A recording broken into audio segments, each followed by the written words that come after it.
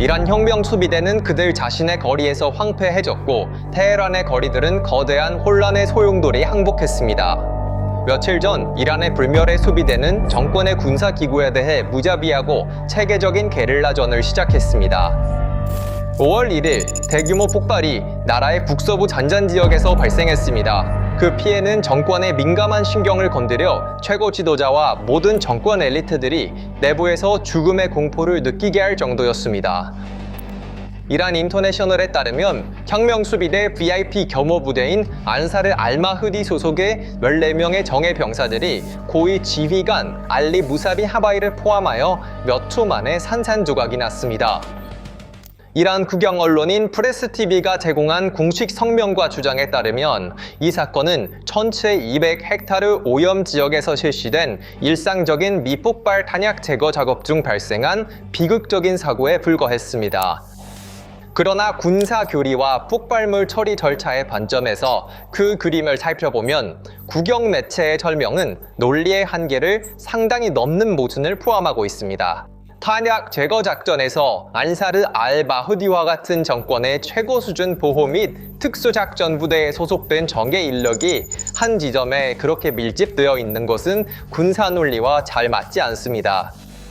이스라엘 타임스와 디아스포라 출처의 오픈소스 정보 보고서에 따르면 알리 무사비, 하바이 사령관과 같은 중요한 인물을 포함한 14명의 정예 병사들이 같은 지점에 동시에 모여 목숨을 잃은 사실은 일반적인 작업장 사고보다 훨씬 깊은 계획을 시사합니다.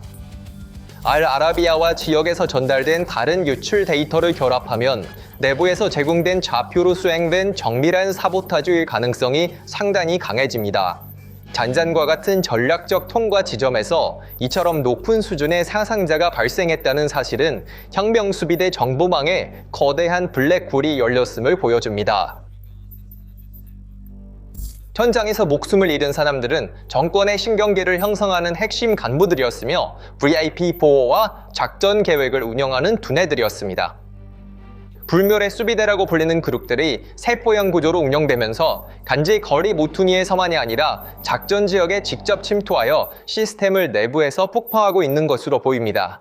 이 상황은 정권의 자체 보안 구조가 침투당했으며 가장 보호받는 인물들조차도 노출된 표적이 되었음을 보여줍니다. 바로 이 시점에서 우리는 거리에서의 공포와 해체가 어떻게 정권의 최상층부, 즉 종교 지도자 하메네이와 그의 고위 참모진의 복도까지 죽음의 공포로 반영되고 있는지를 주의 깊게 읽어야 합니다.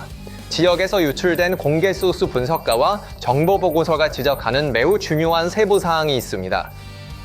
잔잔과 같은 정밀 암살과 내부에서 제공된 좌표로 수행된 파괴 행위는 정권의 최고위층에 전례 없는 보안 편집증을 촉발했습니다. 그들 자신의 엘리트 보호부대인 안사르 알마흐디조차 몇 초 만에 전멸될 수 있는 상황에서 종교 지도자와 고위 사령관들은 자신들의 그림자조차 두려워하게 되었습니다. 정보를 누가 유출하고 있는지 또는 어느 가까운 경호관이나 보좌관이 불멸의 경비대와 비밀리에 접촉하고 있는지 알 수 없기 때문에 지도부는 깊은 벙커로 철수하고 일상적인 일정을 계속 바꾸고 있다고 전해집니다. 수년간 중동 전역에 암살과 혼란을 수출해온 정권의 최고 관리자들이 오늘날 자신들의 수도, 자신들의 궁전에서 암살당할 두려움에 갇혀 있습니다. 보안기구의 보호막이 내부에서 무너지면 남는 것은 절대적인 의심과 매 순간 목 뒤에 죽음의 위협을 느끼면서 오는 심각한 심리적 붕괴뿐이다. 이 심리적 붕괴는 국가의 정보 관리 전략을 완전한 디지털 아파르트헤이트 시스템으로 끌어들였습니다. 정권은 물리적 세계에서 잃어버린 통제를 디지털 영역에서 불균형한 압력을 통해 확립하려고 하고 있습니다.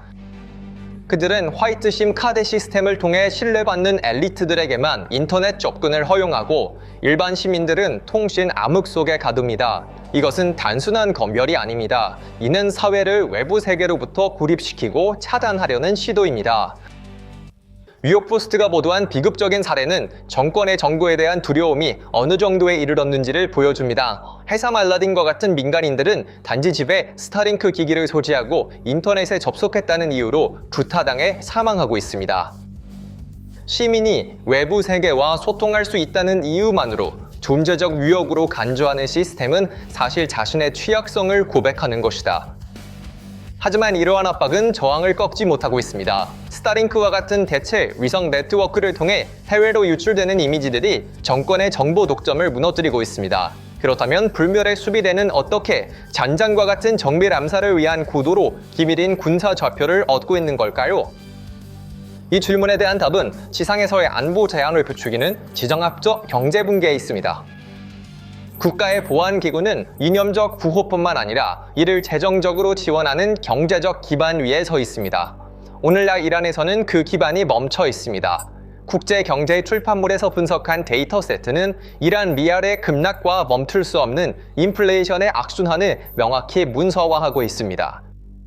미국이 적용한 금융 압박 전략은 국가의 것이 경제에 타격을 가했을 뿐만 아니라 IRGC의 대규모 지주 부조와 비공식 현금 흐름에도 심각한 손상을 입혔습니다. 이러한 거시적 파산 상황은 현장에서 하급 병사들과 바시지 민병대의 직접적인 생존 투쟁으로 변했습니다. 우리는 월급이 총이 조각이 베어 기본적인 필수품을 구하는데 어려움을 겪고 있는 하위 계층의 인력에 대해 이야기하고 있습니다. 새로운 방정식이 성립되었습니다. 군사적 충성심이 암시장으로 떨어져 정보가 최고 입찰자에게 팔리고 있습니다. 혁명 수비대의 하위 계급의 인원들이 뇌물수수 조직을 통해 또는 단순히 가족을 부양하기 위해 자신들의 고위 지휘관들의 경로와 작전 일정을 유출하기 시작했습니다. 잔잔에서 그 14명의 정예병사들의 좌표를 속삭인 사람들은 경제적으로 체제를 포기한 그들의 동료일 가능성이 큽니다. 군사계층 내에 이러한 암묵적인 반란은 돈과 안전이 고갈된 곳마다 조용히 퍼지고 있습니다. 군사 또는 정치 구조의 흔들림은 중심에서의 큰 폭발로 시작되는 것이 아니라 못의 혈관의 미세한 균열이 합쳐져 구조적 붕괴의 징후를 벌이기 시작하면서 시작됩니다. 혁명 수비대가 거리에서 겪고 있는 특정 취약점들은 이란의 국내 전선에 돌이킬 수 없는 파급 효과를 일으키고 있습니다. 잔잔에서의 정예 인력 손실과 도시 중심에서의 기습작전은 정권 군사 인력의 심리에 거대한 단층선 균열을 일으키고 있습니다. 지금까지 배중을 위협하기 위해 배치된 준군사 조직과 바시지 민병대는 이제 자신들의 검문소에서 갇힌 느낌을 받는 심기 상태로 몰리고 있습니다. 이 상황은 일련의 반응을 가져옵니다. 병사들이 자신의 임무에 가기를 주저하고 야간 순찰이 흔들리며 지상에서 군사 가시성이 현저히 감소하고 있습니다. 두려움의 벽이 무너짐에 따라 행동의 형태가 변화하고 있습니다. 이제 광장에서 구호를 외치는 군중만 있는 것이 아닙니다. 이제는 체제의 약점을 분석하고 비대칭 공격 방법을 개발하며 시스템의 신경말단을 직접 공격하는 조직된 세포들이 있습니다. 불멸의 경비대가 사용하는 전술은 혁명 수비대가 외교 정책과 지역 대리 전쟁에서 주의를 돌려 주로 내부 보안 위기에 집중하게 만들고 있습니다. 이 비대칭 위협에 대한 정권의 반응은 그 자체의 정당성을 훼손하는 폭력의 악순환에 불과한 것으로 보입니다. 디지털 세계에서 통제를 유지하려는 번위는 정보 흐름을 차단하기 위해 과도한 힘을 사용하여 억제력을 제공하려고 시도하고 있습니다. 스타링크 기기를 소지하고 인터넷에 접속했다는 이유만으로 심각한 폭력을 당하고 목숨을 잃은 민간인들의 이야기는 이 공포가 얼마나 깊이 침투했는지를 보여줍니다. 국가는 정보를 사실상 대량 살상 무기로 간주하는 편집증으로 운영되고 있습니다. 외부 세계와 소통할 수 있다는 이유만으로 시민을 거대한 위협으로 인식합니다. 인터넷 차단은 엘리트를 보호하고 일반 사람들을 디지털 고립에 가두는 검열 수단이 되었습니다. 하지만 스타링크와 같은 대체 위성 인터넷 솔루션은 이 디지털 봉쇄를 뚫는 강력한 수단이 되고 있습니다.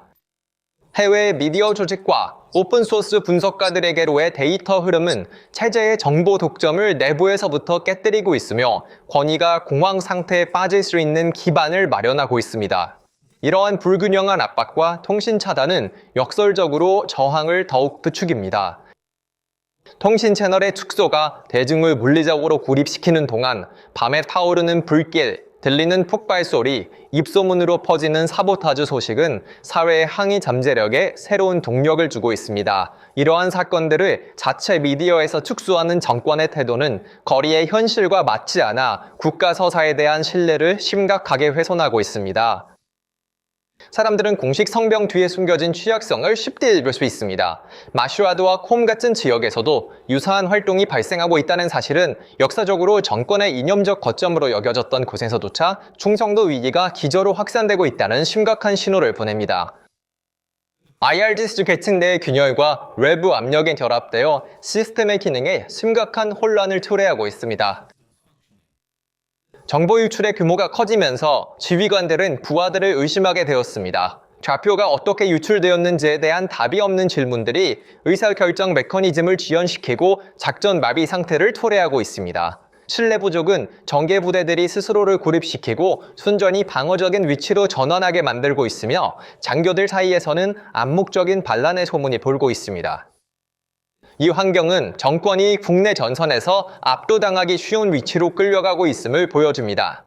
이러한 내부 취약성이 전술적 분야에서 계속되는 동안 더 넓은 시각으로 보면 정권이 지정학적 체스판에서 자신의 움직임에 의해 함정에 빠진 것을 읽을 수 있습니다.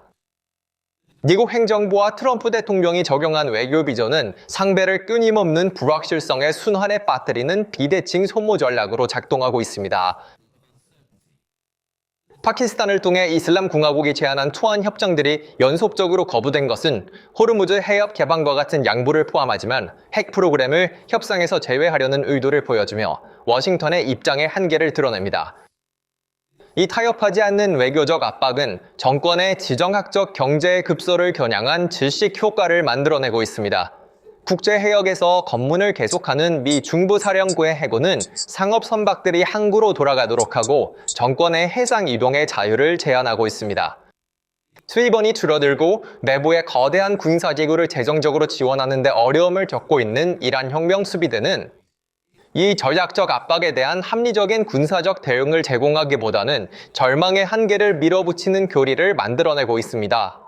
이란 해군이 돌고래를 훈련시켜 미군 함정의 해저 기뢰를 설치하려 한다는 유출된 정보는 기술 혁신이 아니라 비대칭 전쟁 능력이 얼마나 현실과 동떨어져 있는지를 보여줍니다.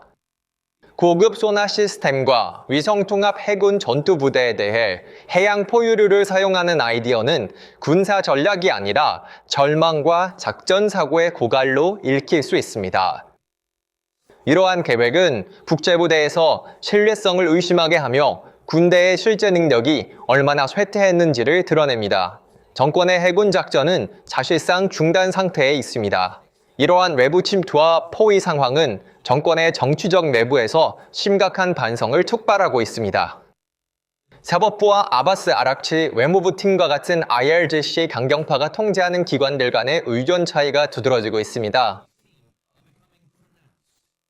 페제시키안 대통령이 의사결정기구에서 체계적으로 배제되고 있다는 보고는 IRGC가 정치 무대에서도 완전한 통제를 하려는 노력을 반영합니다. 그러나 이 상황은 위기를 해결하기보다는 책임과 잠재적 실패가 단일 주소, 즉 직접적으로 혁명수비대에 떨어지게 만듭니다. 유럽의 관점에서 더 큰 그림을 보면 정권에게는 방정식이 더욱 어려워지고 있습니다. 독일과 유럽의 기지에서 미군을 철수하기로 한 결정과 자체 방위 통합을 논의하기 시작한 것은 이란의 입지를 완화시키지 않고 있습니다.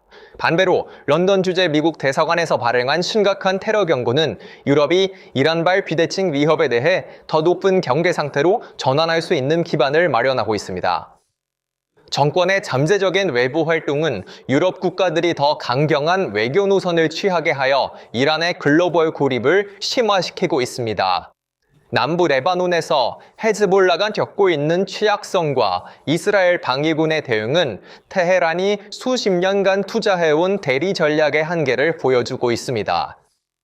내부 위기로 인해 대리군의 충분한 물류 및 전략적 지원을 제공할 수 없는 이란 혁명수비대는 지역 방정식에서 큰 영향력을 잃고 있습니다. 이 모든 요소가 합쳐질 때 호르무즈에서의 압박, 내부에서 표적이 된 탄약고, 거부된 외교 제안, 거리에서 사냥당하는 보안군은 그 정권이 스스로 만든 미로에서 길을 잃었음을 보여줍니다.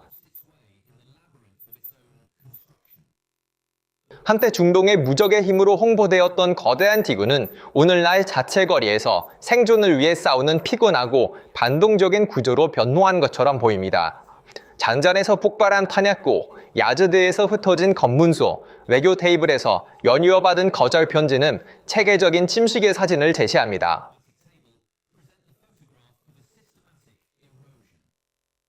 혁명 수비대의 거리에서의 확고한 권위가 사라지면서 정권을 지탱하던 공포의 서사는 자국 시민들의 눈앞에서 약해지고 있습니다. 워싱턴의 무자비한 경제적 압박과 불멸의 수비대가 만들어낸 비대칭적 내부 압박이 체제를 무력한 고립으로 몰아넣고 있습니다. 이제 돌고래에게 구원을 구하는 해군과 위성장치로 인해 자국 시민들을 파괴하는 편집증에 있습니다. 지금 일어나고 있는 일은 평범한 위기가 아닙니다. 자국 내 전선에서 점차 역사 속으로 사라져가는 시대의 지역 게임 메이커의 충격적인 예고편으로 기록되고 있습니다. 그래서 병사들의 충성심마저 암시장에 떨어지게 한 이 정권이 내부와 외부의 봉쇄에 맞서 계속 설 수 있을까요? 이러한 깊은 누출을 통해 불멸의 수비대가 다음으로 도달할 목표가 직접 테헤란의 심장이 될 수 있을까요? 댓글로 여러분의 생각을 공유해주세요. PPR 글로벌의 분석을 계속 받으시려면 채널을 구독하고 알림을 켜주세요. 저희 영상은 여기서 끝나지만 저희의 분석은 계속됩니다. 장거리 여행이나 낮 시간의 휴식 중에 팟캐스트로 PPR 글로벌의 상세한 글로벌 발전 보고서를 편안하게 듣고 싶으시다면 저희의 스포티파이 채널로도 초대합니다. 설명에 있는 링크를 통해 지금 바로 저희 스포티파이 계정을 팔로우하시고 어떤 상황에서도 세계의 의제에서 뒤처지지 마세요. 저희를 선택해 주셔서 감사합니다.